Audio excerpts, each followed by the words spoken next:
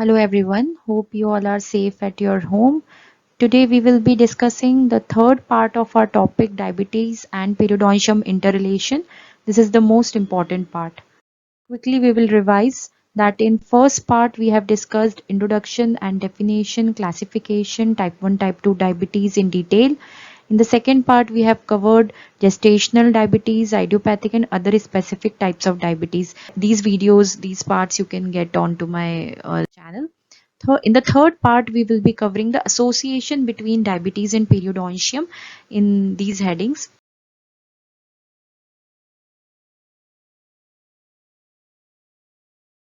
First is introduction. So diabetes mellitus is clinically and genetically heterogeneous group of metabolic disorder manifested by abnormally high level of glucose in the blood. This we all know that it is a genetically heterogeneous group of metabolic disorders. It's a collection of disorders usually manifested due to the high glucose levels in the blood.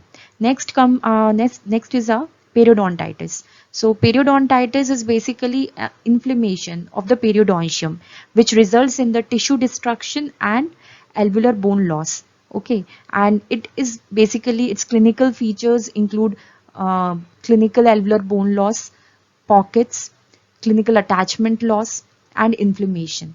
Okay, so this is all about the periodontitis. Now, how these two disease entities are related, this we are going to discuss. Let's see the association between diabetes and periodontium. So there is 3 times more chances of periodontitis occurring in diabetes individuals, and it is considered as sixth complication of diabetes as it is proposed by Lowe in 1993. Okay. In 2003, the ADA, that is American Diabetic Association, acknowledged that periodontal disease is mostly found in patients with diabetes. Now a question that does diabetes cause periodontitis directly? No, it's a completely wrong statement. Diabetes actually modifies the response of periodontal tissues to the local factors.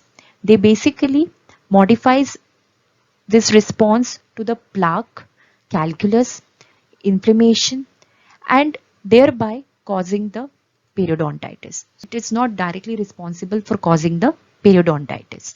Now, how it modifies the response of periodontal tissues, we will see in the later part of the video. As we have discussed that there is 3 times more chances of periodontitis in the diabetic patients. We come on to the advanced glycation and product formation. Now this is age and rage interactions. Now this is very important part of the topic. Please have focus on it because it is only responsible for the whole pathogenesis of periodontitis and diabetes interrelation. So when the sugar molecules or glucose molecules are not metabolized properly in the diabetic patients due to insufficient insulin or improper action of insulin, then these sugar molecules bond non-enzymatically to the protein present in the body. And the resultant product is called advanced glycation end products, that is AGE. It is a very stable molecule, and these are basically proteins or lipids that become glycated. The receptors of AGE are present on several cells. These are called RAGE receptors, that is receptor for AGE, that is RAGE. AGE activates these receptors found on the surface of smooth muscles of neurons, endothelial cells, periodontium, fibroblast, monocytes, macrophages, neutrophils, etc. And the deleterious effects of this interaction we will be studying in the further part of this video. Expression of the RAGE receptors are more in case of diabetic patients. Now, as we know about the RAGE and AGE interactions, we should study the pathogenesis mechanism of diabetes affecting periodontitis. So in diabetic patients, basically there will be more formation of AGE, and these AGEs will interact on the receptors of endothelial cells. These receptors are more expressed on the endothelial cells in case of diabetic patients. So when the RAGE and AGE interact, then it will cause increased permeability and molecular adhesion. Because endothelial cells, these are the cells lines the blood vessels and control the inflow and outflow of substances, molecules and foreign particles. This is their main function. So the age and rage interaction increases the permeability and molecular adhesion, which due to which the endothelial cells lose the property and results in the increased susceptibility of infection and impaired healing, which results in periodontitis. Next is fibroblast. Fibroblast is the integral part of the periodontium. These are the connective tissue cells which are present in the periodontal ligament and helps in maintaining its structural integrity and remodeling of the tissue by secreting a major component, that is collagen. Okay, so if the receptors present on the fibroblast interact with the age, then this interaction will cause decreased and the low quality production of the collagen, which again lead to the increased susceptibility to infection and which thereby cause the periodontitis. These fibroblasts are also actually work through this pathway, that is endothelial cell pathway also, and results in periodontitis. Again, there is the third pathway, that is macrophages. Now, macrophages, these are the large WBCs which are the integral part of immune system, and they recognize, engulf and digest the foreign particles. So when the age proteins interacts with the receptors present on the macrophages, then it leads to the secretion of the pro-inflammatory cytokines, and these cytokines are destructive in nature for the periodontium, and again it will lead to the periodontitis. Okay, so this is all about the pathogenesis mechanism. And so the diabetes affect in this way and cause the periodontitis. Now let's see the clinical effect of diabetes on periodontium along with their reasons. There are 5 categories under which we will see these clinical effects. First is mucosal changes, periodontal changes, bacterial changes, effect on immunity and effect on collagen. First is mucosal changes. There is mucosal drying or xerostomia. This may be due to the damage to the gland parenchyma, alteration in the microcirculation to the salivary glands, dehydration and anxiety. It further leads to ulcers, infections and the tooth decay. Chalosis and cracking also takes place due to the xerostomia. There is frequent mouth burning and tongue burning. This may be because diabetic patients frequently take antibiotics for various infections, so they tend to suffer from fungal infections. This fungus thrives on the high glucose levels of saliva in the diabetic patients and results in burning mouth and tongue. Dental caries is again due to the xerostomia, since the flushing of food particles do not take place. It keeps on sticking and lead to the dental caries. Then there is abscess in the root canal treated tooth. The matter gets more worse because the venous and lymphatic drainage at the base of root canal treated tooth remains intact, meaning that every time patient chews on such tooth, pathogens and toxins injected directly into the circulation, just as the hypodermic needle might inject its content directly into the veins. So an abscess at root canal treated tooth or failed endodontic treatment is at bigger risk in case of diabetic patients. Next is periodontal changes. In the picture you can see all kind of changes which occurs in the diabetic patient's periodontium. There is enlarged gingiva, sessile and pedunculated gingival polyp. There is multiple abscess formation. As you can see, there are multiple sites of abscess formation. Reduction in the defense mechanism. We know that diabetes attacks on the macrophages and thus reduces the immunity of the periodontium. Increased susceptibility to infections. Obviously, when the immunity decreases, susceptibility towards infection increases. Periodontitis. All the clinical features of the periodontitis can be visualized in a diabetic patients with poor control. That is gingival recession, tooth mobility, and sometimes exfoliation of the tooth also occurs. Next we come on to the bacterial pathogens. So it has been seen that there is increased glucose content in the GCF of a patient, that is, gingival crevicular fluid of the patient, and there are separate kind of pathogens present in type 1 and type 2 diabetes mellitus. In type 1 diabetes mellitus patients, you can see capnocytophagia and anaerobic vibrios commonly, whereas Porphyromonas gingivalis and Actinomyces species, which are normally present more in number in a normal individual, in a non-diabetic individual, but these are in less in number in case of type 1 diabetes mellitus. In type 2 diabetes mellitus, black pigmented species, that is Porphyromonas gingivalis, Campylobacter ractus and Prevotula intermedia. These species are most commonly found. Now, effect on immunity. It diminishes in the diabetic patients. There is impaired neutrophil chemotaxis, defective phagocytosis and impaired adherence of the neutrophils to the foreign particles. There is impaired monocyte and macrophage functions. We have already seen that the receptors on the macrophages and neutrophils, endothelial cells, fibroblast, they get attached to the age proteins, that is advanced glycation end products, and affect their mechanism. Hyperresponsive monocyte and macrophage phenotype. Hyperresponsive macrophage monocyte means the phenotype of the macrophage is modified in such a way by the age molecules that they become hyper responsive. They secretes increased amount of the pro-inflammatory cytokines, increased amount of the inflammatory cytokines.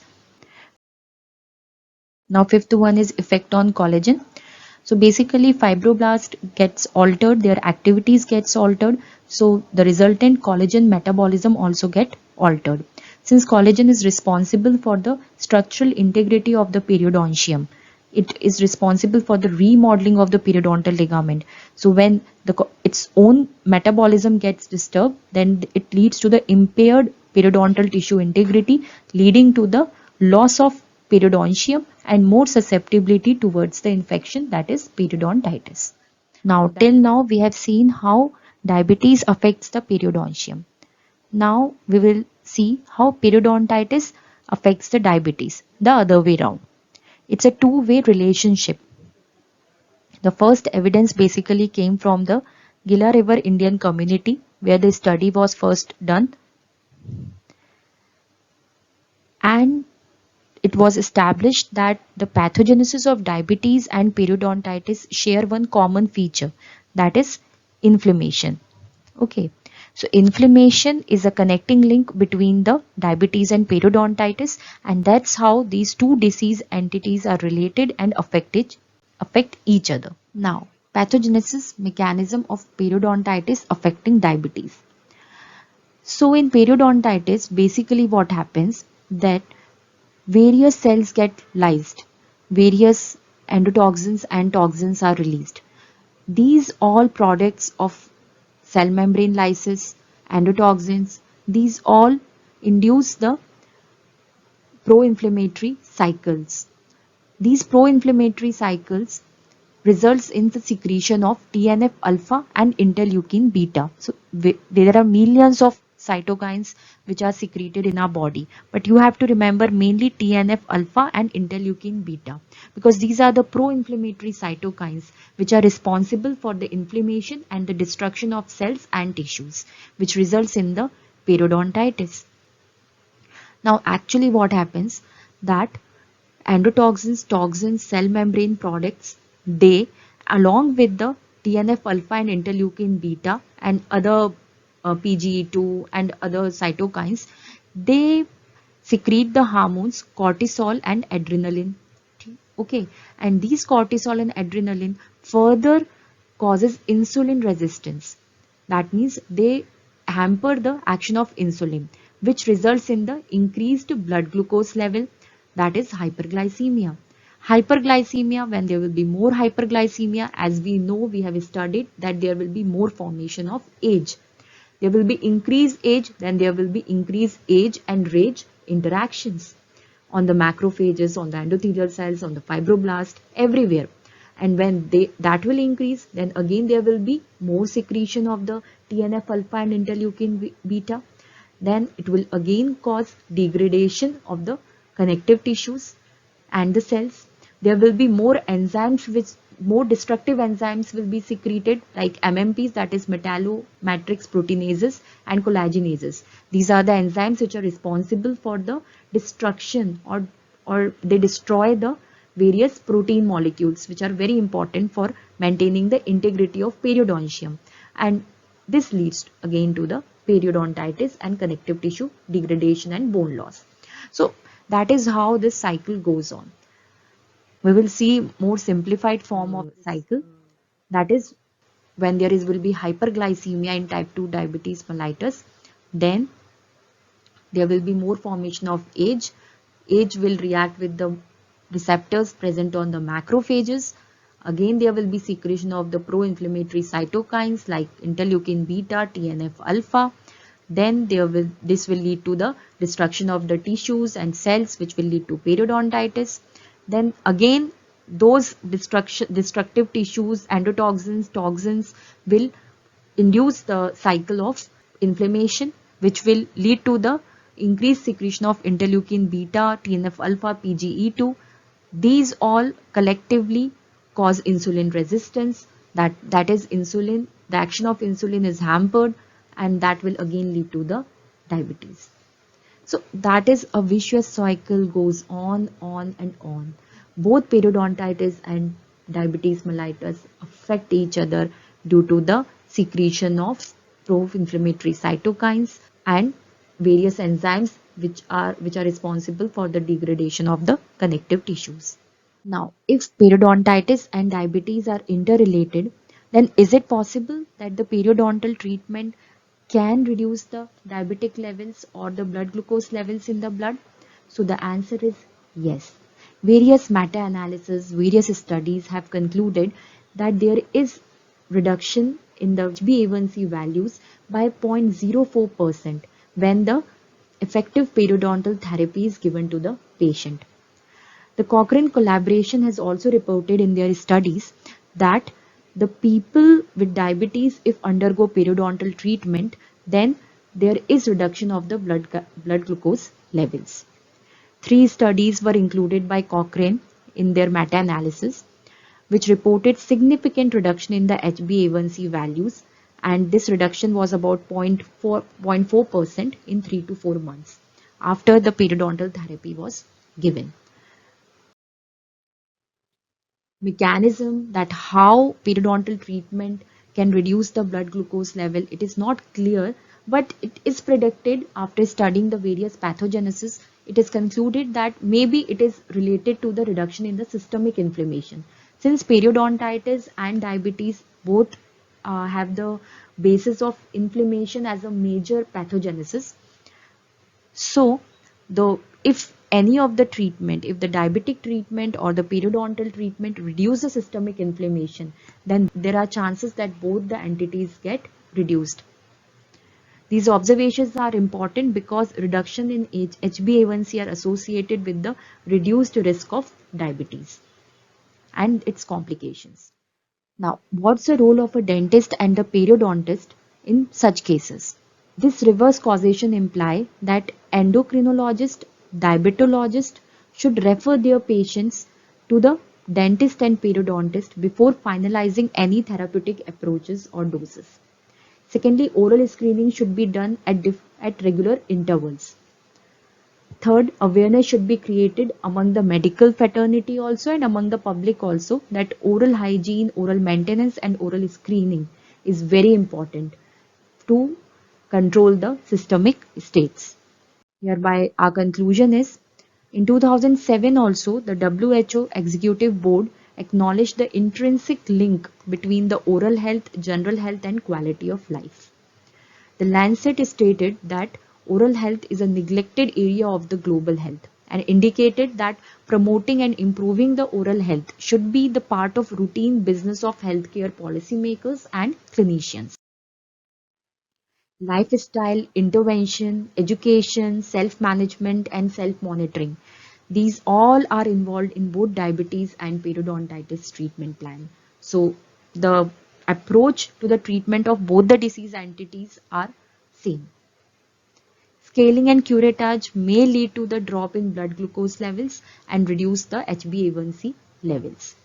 A close association is required between the dental and medical fraternity teams for the joint management of the patient suffering from the diabetes and periodontitis. So it's a very important topic, and a part of it also covers the periodontal medicine, in which how periodontitis affect the diabetes comes, and a direct question of 15 marks or 5 marks you usually get from this topic. And don't forget to refer the part 1 and part 2 video of this topic, where more questions from this topic are covered. So all the best and thank you.